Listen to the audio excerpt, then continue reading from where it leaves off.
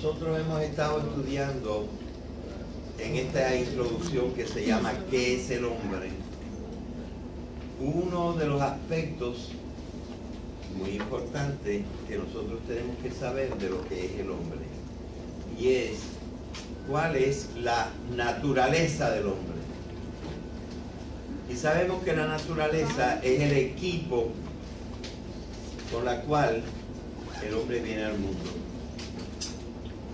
Evidentemente hay otra parte que este año no vamos a poder presentar teóricamente en esta introducción, que es aquello que el hombre hace con el equipo que tiene. Y ustedes saben que eso se llama la cultura, lo que el hombre hace con el equipo que tiene. Nosotros estamos yendo ya casi hacia el final de la presentación de la naturaleza del hombre. Pero en cierta manera, en el día de hoy, vamos a dar un pequeño vuelco. Profesor, está conectado, pero dice que no tiene carga y ya mismo se va a apagar, yo creo. No sé. Me parece un poco difícil porque ayer tenía toda la carga. Está conectado, pero me está marcando que no tiene carga. ¿Está encendido? Sí. ¿Y qué pasa? ¿Que no prende aquí? No, sí, pero... A repetir una cosita muy importante. Me parece que está en el número 3. Y ustedes pueden ir a revisar esto para hacer su trabajo, los que no lo han entregado. En el número 3, creo que fue el número 3 en que le puse al DVD este título. El alma no es una cosa.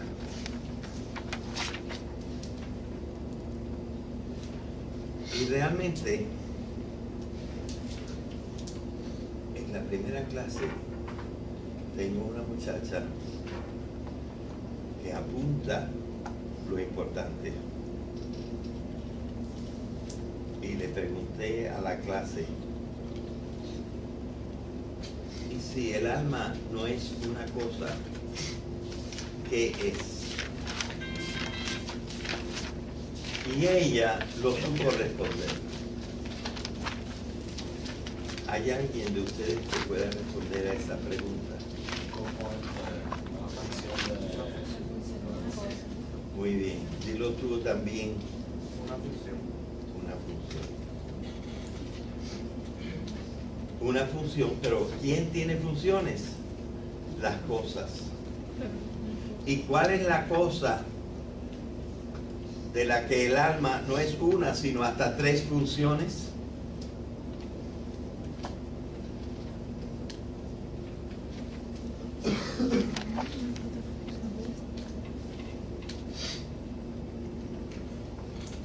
¿Cuál es la cosa de la cual el alma es no una, sino hasta 3 funciones?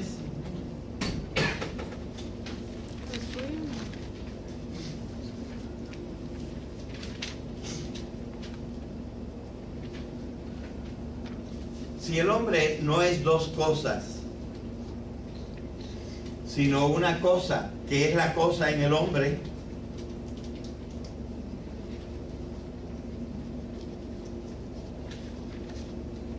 Pero el hombre no era un compuesto entre el alma y 2 cosas más. Yo más bien estoy tratando de decir que esa es una forma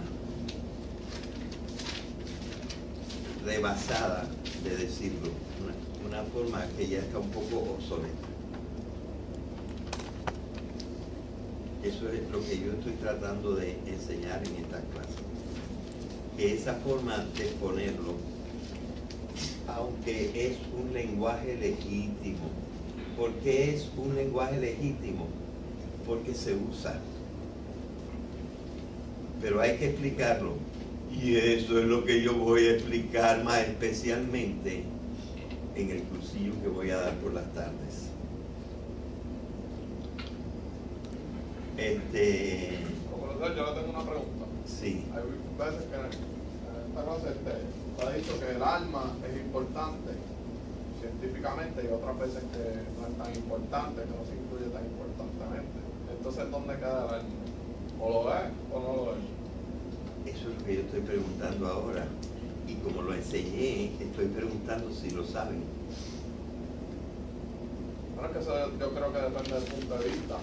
Porque Sí, depende del punto de vista. Sí. ¿Cuál es el punto de vista como yo lo enseño?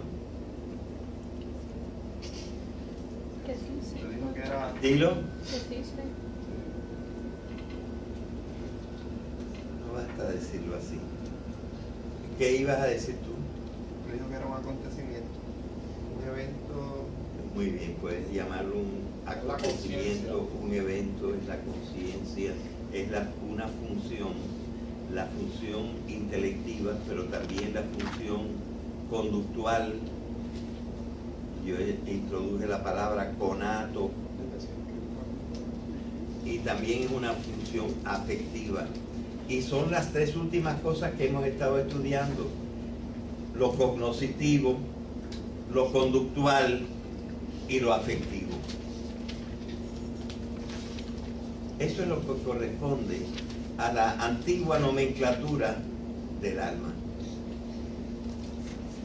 Digo antigua porque yo estoy tratando de introducir otra, pero muy consciente de que todavía no en psicología, porque yo los reto a ustedes a encontrar en un libro de psicología 2 veces la palabra alma.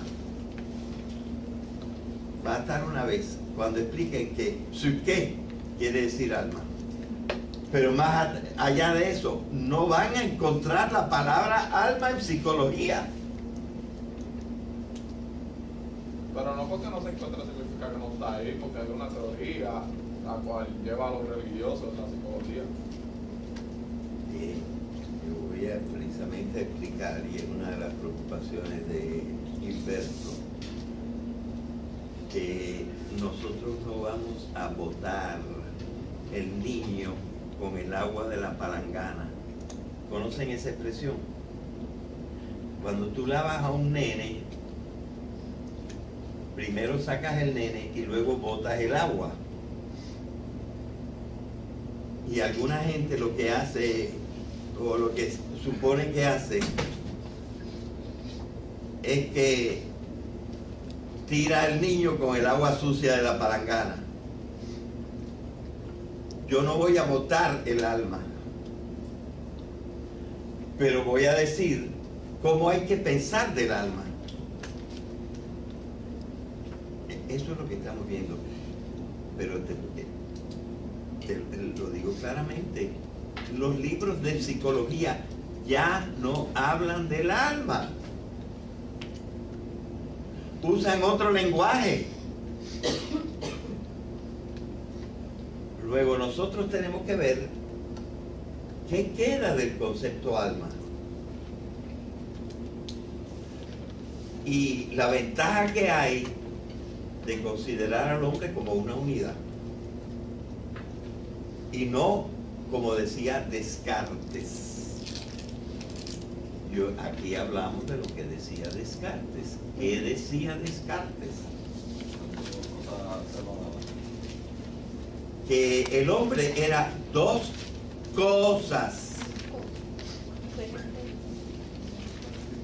¿Cómo se dice cosas en latín? ¿Ah? Res. Pues él decía que el hombre era 2 cosas. Una extensa, es decir, que tenía largo, ancho y profundo, que es todo lo material, y naturalmente ese es el cuerpo, pero que tenía otra cosa, otra res. ¿Y cuál era la otra res? La res cognitas. O sea, ¿qué cosa? El pensamiento. El pensamiento. se le olvidó también la acción y las emociones. Pero dijo por lo menos el pensamiento. Pero lo llamó otra cosa. Y por eso estos dos muchachos, ¿cómo te llamas tú? María María ¿qué? González. María González. ¿Y tú cómo te llamas? Rafael. Rafael ¿qué? Rafael Torres. Rafael Torres. Rafael Torres dijeron, el alma es una función del cuerpo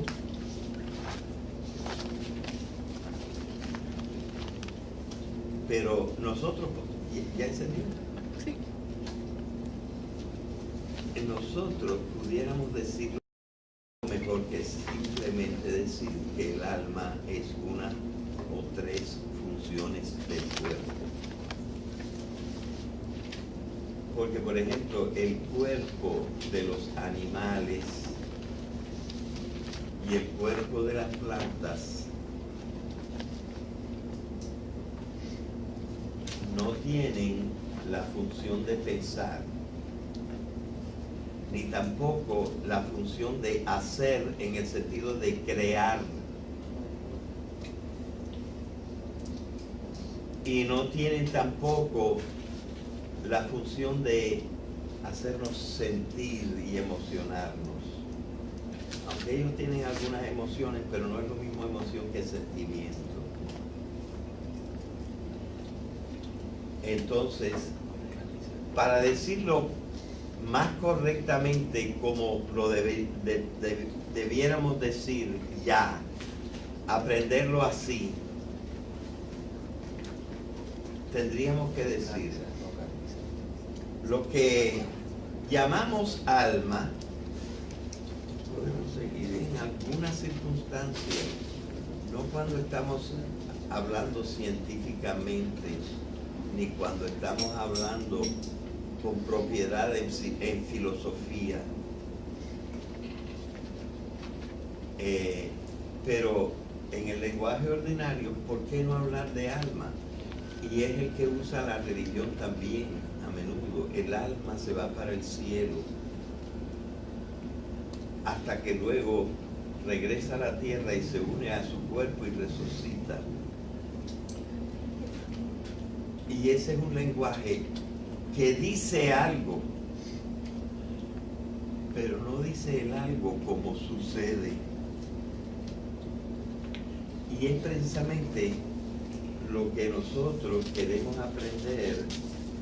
Yo ahora mismo traía un papel,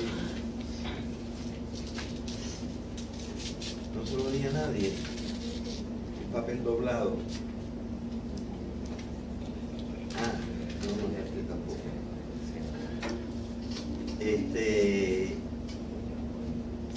En donde tengo precisamente el temario que voy a dar en la clase de las 5:30 de la tarde. Clase absolutamente voluntaria. Bueno. Pero entonces es cuestión de lenguaje. Es cuestión de lenguaje. Y para una presentación de las cosas como son, yo tengo que explicar esto. No es que yo tenga obstáculo en que los religiosos hablen de una manera, los filósofos hablen de otra manera, los científicos hablen de otra manera, pero tenemos que decir que nadie tiene palabras que sirvan para todo.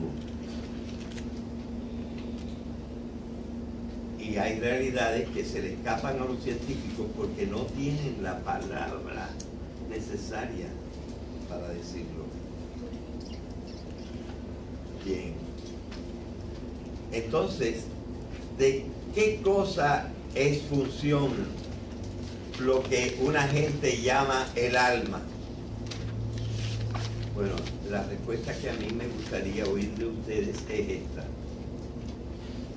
La del cuerpo evolucionado en el cual ha emergido la conciencia. En ese cuerpo que es el del hombre, existen esas funciones que son las funciones que pudiéramos llamar anímicas, es decir, del alma. Conocer, actuar, que termina en amar, y sentir.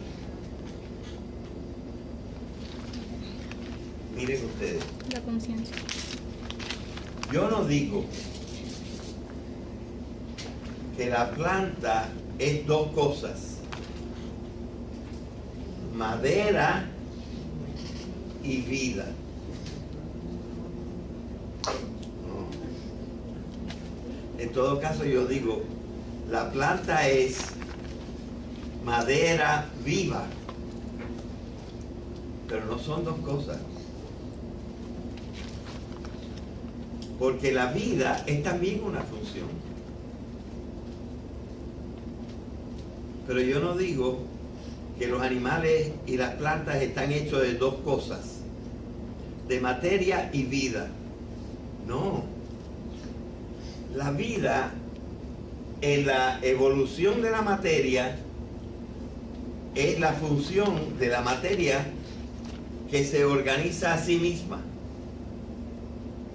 Por lo tanto, las plantas y los animales son simplemente materia viva. Y no son dos cosas. Ah, que no tienen alma. ¿Cuándo se supone que la No. Lo que pasa es que la vida nuestra es inteligente y volitiva. Inteligente y volitiva, es decir, las funciones también evolucionan. Las funciones se superan, emergen las unas de las otras. Y yo expliqué la palabra emergencia, ¿verdad que sí la explicamos? ¿Quién escribió lo que es la emergencia?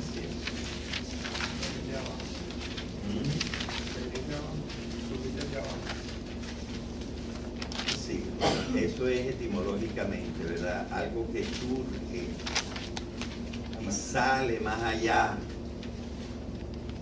Aparecen unas propiedades que no existían. Dilo claro. Algo Lo leo para todo. Sí, Es el fenómeno por el cual en la básica síntesis en que la materia se ha ido complexificando. complexificando en los constituyentes individuales, aparecen unas propiedades que no existían en los elementos anteriores que componían ese ser individual. Exacto. Es decir, los organismos unicelulares, como los paramecios, las amebas, desde ese momento de la vida, de todas maneras, ¿qué cosas son? Son materia. Son materia.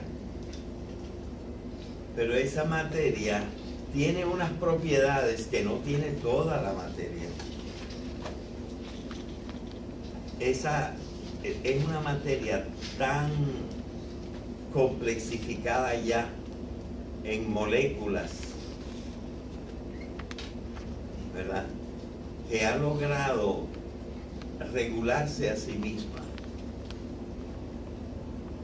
¿verdad? Y esa es la función, la vida es la función de regular en cada constituyente de la realidad que llega a la vida, lo que hace es que regula su propia materia.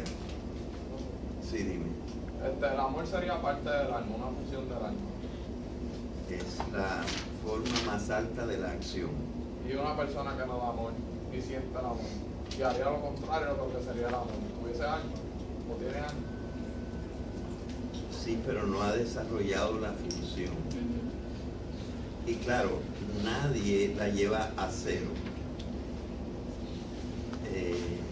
Podemos decir, ¿verdad? Y eso se decía ya desde antiguo. Hay quien tiene razón, pero no uso de razón, ¿verdad? O sea, en realidad todo organismo de un hombre está preparado para poder tener esa función. Yo no creo que haya alguien que la tenga completamente a cero. Tienen esa función, pero no la han cultivado. Y precisamente la educación es eso. Y lo que yo dije el otro día del amor es que el amor no es simplemente que le guste a uno la pareja. Eso es una aplicación muy importante, pero es una aplicación del amor. Pero uno primero tiene que estar lleno de amor para ser digno de tener una pareja. La función tiene que estar allí. Tú tienes que amar la vida, tú tienes que amar la realidad. Tú quieres que el mundo sea mundo, que las plantas crezcan, que los animales hagan lo que tengan que hacer y que los hombres hagan lo que tengan que hacer. Y si tú no quieres un mundo así, no tienes amor, no tendrías el verdadero amor. Y de eso hay mucho, ¿verdad? Y esa persona no merece una pareja, porque tener una pareja es simplemente decir, vamos a tener esta concepción del mundo, vamos a hacerlo juntos. Eso es lo que quiere decir el amor de pareja. Por cierto que aquí hay esta conferencia que se va a dar mañana, en que un psicólogo va a hablar para los estudiantes de lo que él piensa. Yo creo que él piensa muy bien de lo que es el amor. ¿Okay? Así que estamos simplemente repitiendo las clases que yo he dado. Y esto me da la oportunidad, sin regañarlos, de decir, es que la gente se cree que uno está diciendo alguna bobería y entonces no internaliza lo que se está diciendo, o a veces puede pasar, es lo que yo veo un poquito que está pasando aquí, que no tiene las bases, a veces las bases léxicas, es decir, de los significados de las palabras. Se le olvida lo que se enseña de lo que es la emergencia, de lo que es la trascendencia. Creen que son palabras que dice el profesor, pero ¿qué voy a saber yo? Y no entienden, no se preocupan, no penetran. Y entonces ustedes pasan por la universidad, pero la universidad no pasa por ustedes. Por eso es sumamente importante la concentración en las clases. Darse cuenta de que el profesor está tratando de no decir boberías. Yo, por no decir boberías, casi me prohíbo decir chistes, para que la gente se concentre en lo que quiero decir, ¿verdad? Y ahora vamos a aplicar esto a la clase que vamos a dar hoy, que es sobre la comunicación. ¿Pudiste completar aquello? La lista.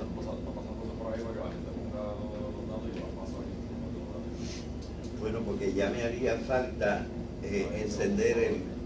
Pero me gustaría que todo el mundo terminara o no se fuera sin dar su nombre y su email y su teléfono.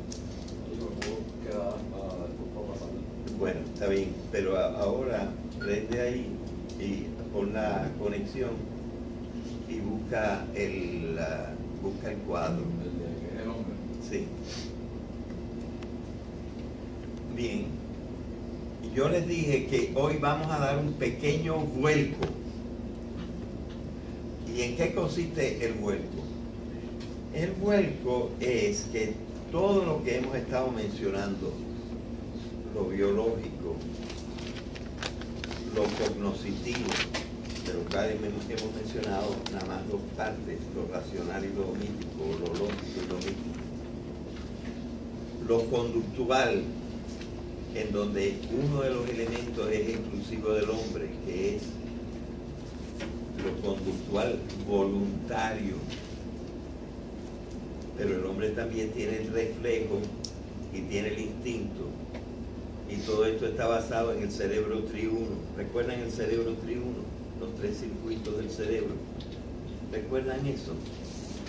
No pusimos el cerebro ahí, o no lo puse yo acá. ¿Verdad?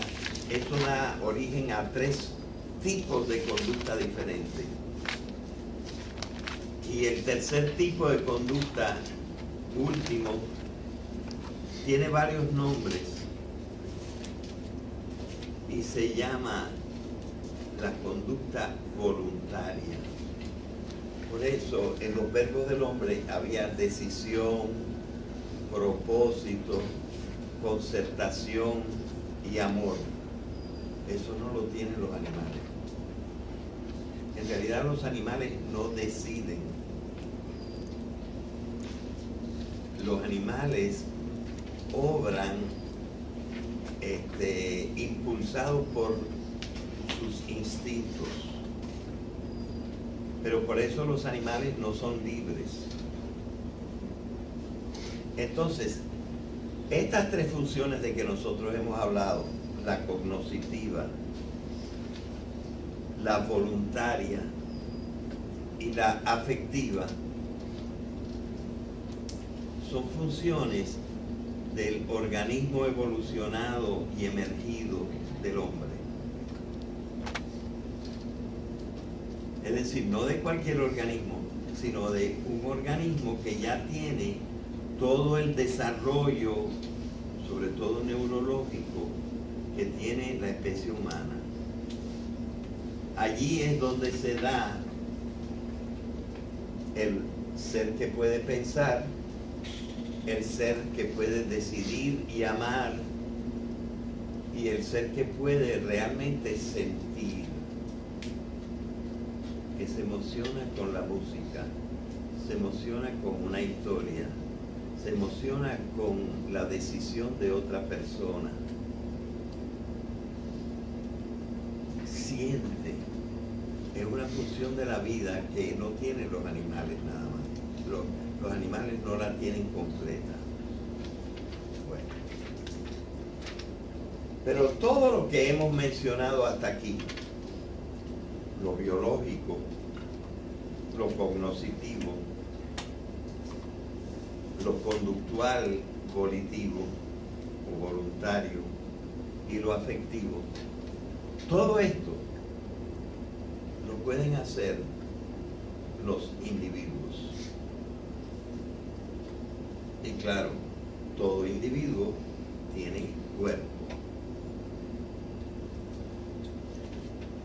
El cuerpo es la cosa y los pensamientos, las decisiones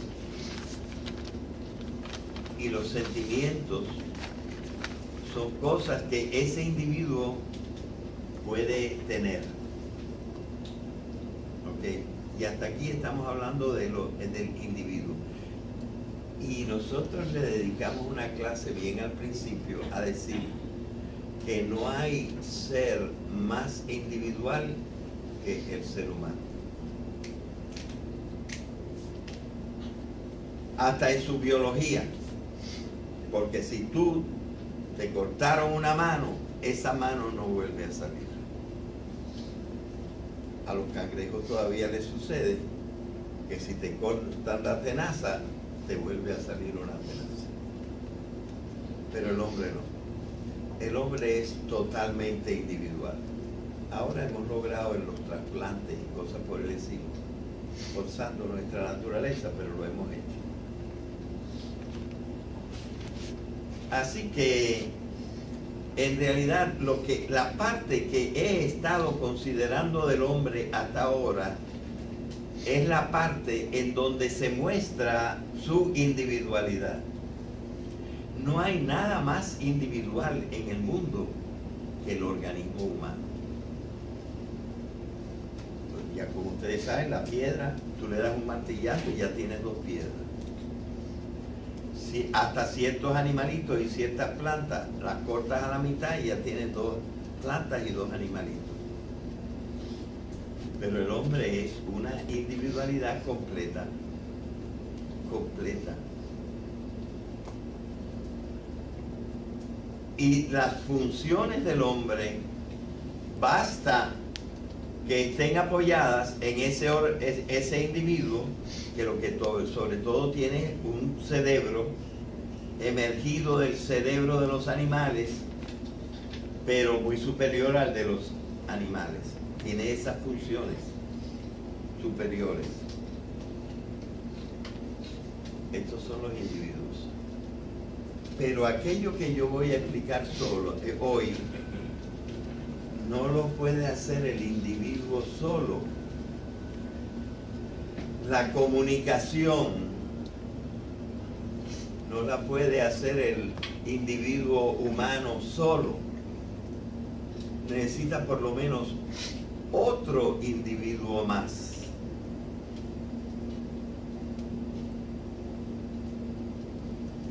Y entonces, en realidad, aquí ya no estamos hablando, la palabra más apropiada para hablar de esto, quizá ya no sea la palabra individuo.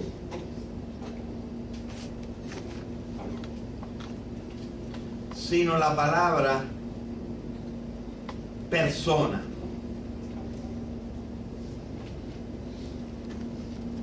¿Y qué es una persona? Una persona es un individuo en relación con otros individuos. O sea, aquí aparece en la comunicación una dimensión nueva del hombre, que es su personalidad. ¿A qué llamamos nosotros ordinariamente una personalidad? A veces lo usamos, fulano de tal es una gran personalidad. Como relación de cómo uno se comporta. La relación que uno tiene en que los otros lo estiman, a lo mejor los otros lo admiran, los otros de él aprenden, de los otros de él aceptan sugerencias. Y son como un referente, alguien a quien uno le hace caso. Es una personalidad. ¿Por qué? Porque efectivamente está en una relación especial, muy emergida, que ya no es la cuestión de que los animales también se juntan con otros animales, mayormente para el sexo. Pero la persona que ha construido relaciones de conocimiento, de propósito y de sentimientos con los demás, y ahora sí es una persona. Y por eso, una frase que yo le dije, por favor apúntenla, y que quizás ustedes tienen olvidada, es esta palabra. La dije probablemente con otras palabras, pero es esta idea.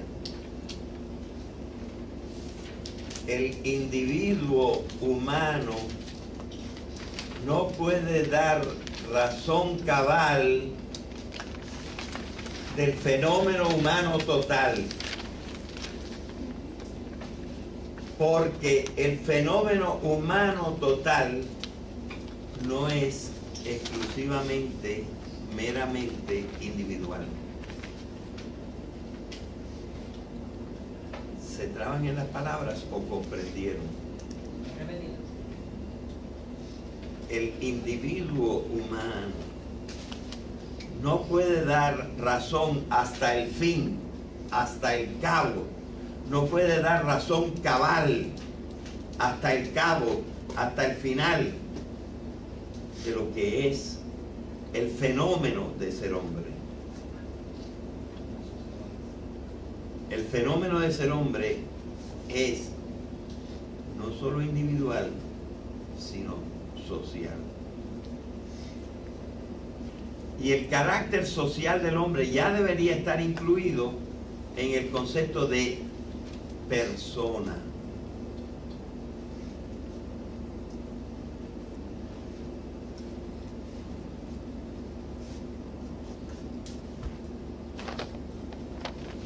sea, ¿y qué es una persona? Ya más o menos lo dije. Una persona es el individuo en relación con otros individuos. Esto es de la naturaleza del hombre y no puede ser de otra manera.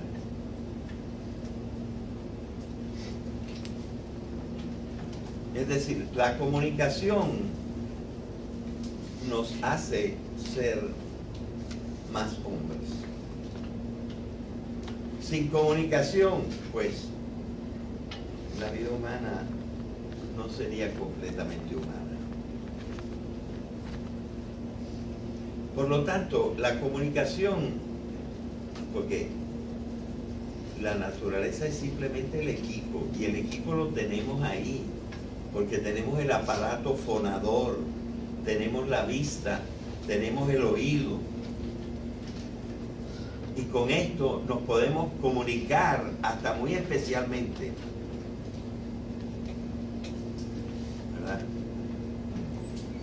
Pero no basta tener el equipo, hace falta utilizar el equipo para crear las relaciones de conocimiento, de propósitos compartidos y de sentimientos. O sea que cuando nosotros estamos hablando de que la naturaleza humana comprende un renglón que nosotros hemos tratado de distinguir, apágame un poco la luz allí para que se vea mejor.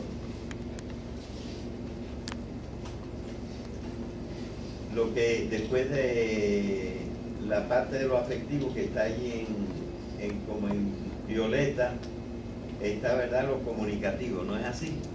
Yo de aquí no veo bien, pero ustedes ven lo comunicativo. Y eso comunicativo es el primer elemento totalmente social que no se puede entender solo a partir de la individualidad del hombre, porque exige otro humano, ¿verdad? Así que por eso es que dije que al hablar ahora en la naturaleza humana de lo comunicativo, estamos metiéndonos en una función adicional del hombre, en una dimensión, si pueden encender ahí, en una dimensión adicional del hombre. Y esa dimensión adicional del hombre es que el hombre nunca puede completamente estar solo. El hombre no puede estar completamente solo. Déjenme decirles que muy a menudo la literatura lo que hace es tratar de buscar una manera de penetrar la naturaleza humana. Y yo les voy a hablar de una obra de literatura que es buena, muy buena. Curiosamente yo creía que iba a haber más estudiantes que hubieran oído hablar de ella. Fue escrita, me parece, por un británico que se llamaba Daniel Defoe. Daniel Defoe. ¿Alguien sabe qué obra escribió Daniel Defoe? Pues escribió un libro que se llamó Robinson Crusoe, que parece un libro de aventuras. Y él buscó una situación en la cual él iba a poder explicar hasta dónde puede desarrollarse un individuo solo. Y por eso pensó poner en su novelita poner a un hombre que estaba haciendo un viaje en un barco con otra gente y llegó una tempestad, el barco se dañó completamente y se encalló, y dio la casualidad que él fue el único que sobrevivió. Entonces, como se encalló en una roca que estaba en la orilla de una isla, él fue a esta isla, y allí es donde Daniel Defoe tiene que ponerse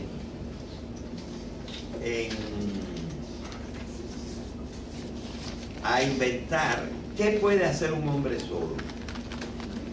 Por ejemplo, él, como la ropa se le convirtió en harapos, tuvo que hacer de hojas de palma o de algunas cosas algo para vestirse.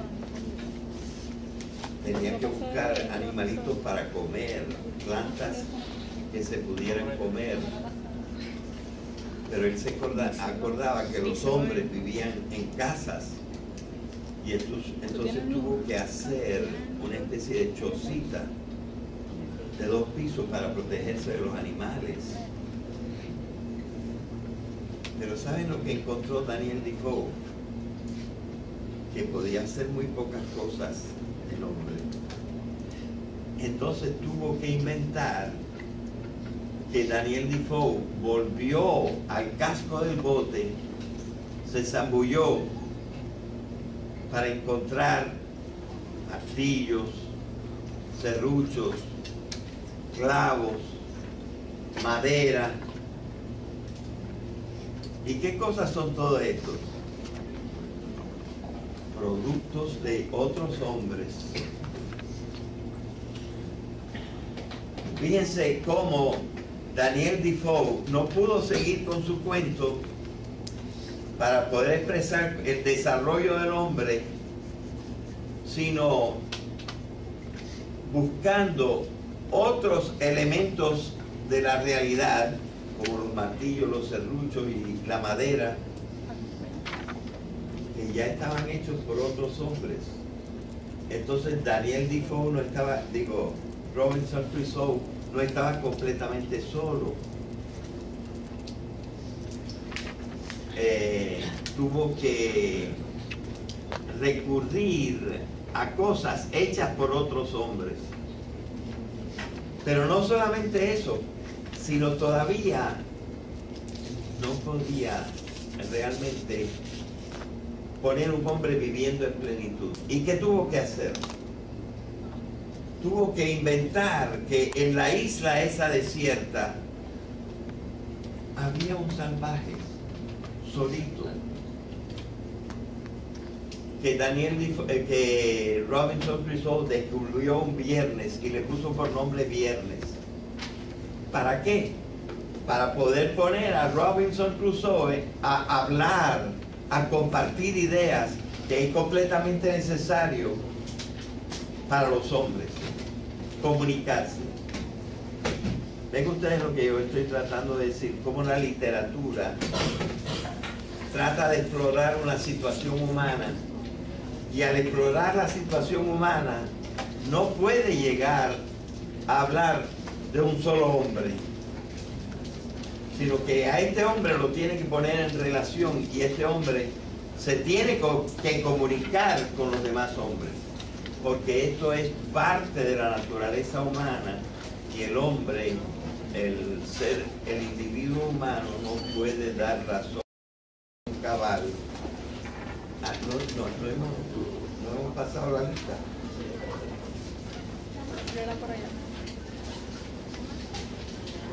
No puede dar razón cabal del fenómeno humano. Seguiremos.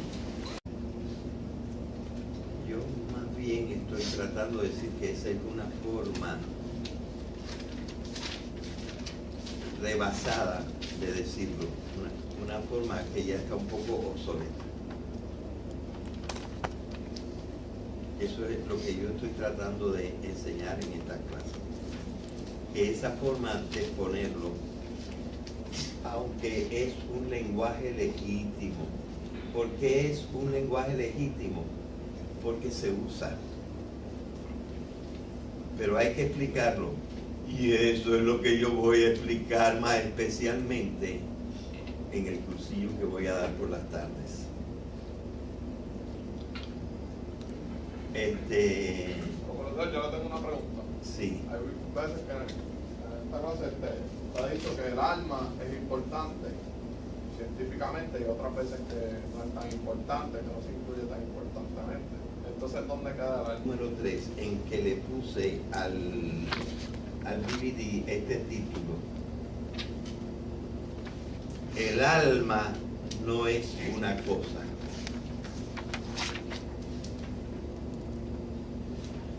Y realmente,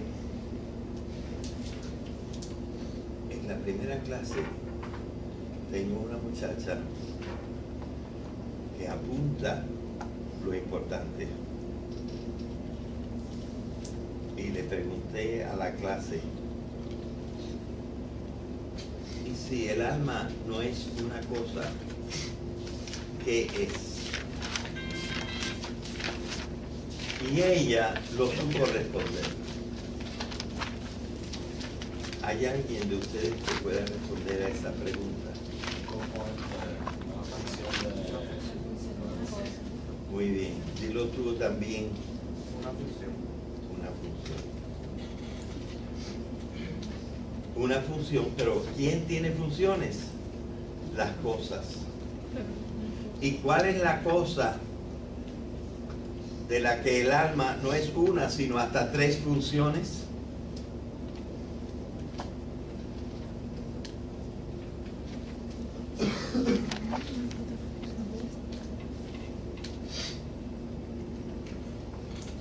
¿Cuál es la cosa de la cual el alma es no una, sino hasta 3 funciones?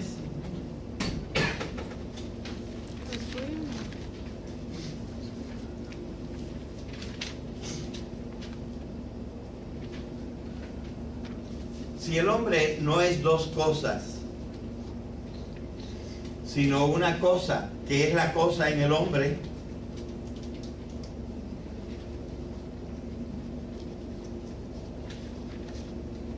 Pero el hombre no era un compuesto entre el alma y 2 cosas más.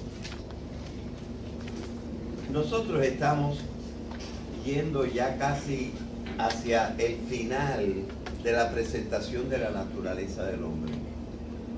Pero en cierta manera, en el día de hoy, vamos a dar un pequeño vuelco. Profesor, está conectado, pero dice que no tiene carga y ya mismo se va a apagar, yo creo. No sé. Me parece un poco difícil porque ayer tenía toda la carga. Está conectado, pero me está marcando que no tiene carga. ¿Está encendido? Sí. ¿Y qué pasa? ¿Que no prende aquí? No, sí, pero... A repetir una cosita muy importante. Me parece que está en el número 3. Y ustedes pueden ir a revisar esto para hacer su trabajo, los que no lo han entregado.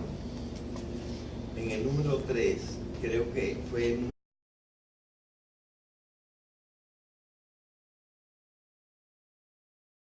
Nosotros hemos estado estudiando en esta introducción que se llama ¿qué es el hombre? Uno de los aspectos muy importantes que nosotros tenemos que saber de lo que es el hombre, y es cuál es la naturaleza del hombre. Y sabemos que la naturaleza es el equipo con la cual el hombre viene al mundo. Evidentemente hay otra parte que este año no vamos a poder presentar teóricamente en esta introducción, que es aquello que el hombre hace con el equipo que tiene. Y ustedes saben que eso se llama la cultura, lo que el hombre hace con el equipo que tiene.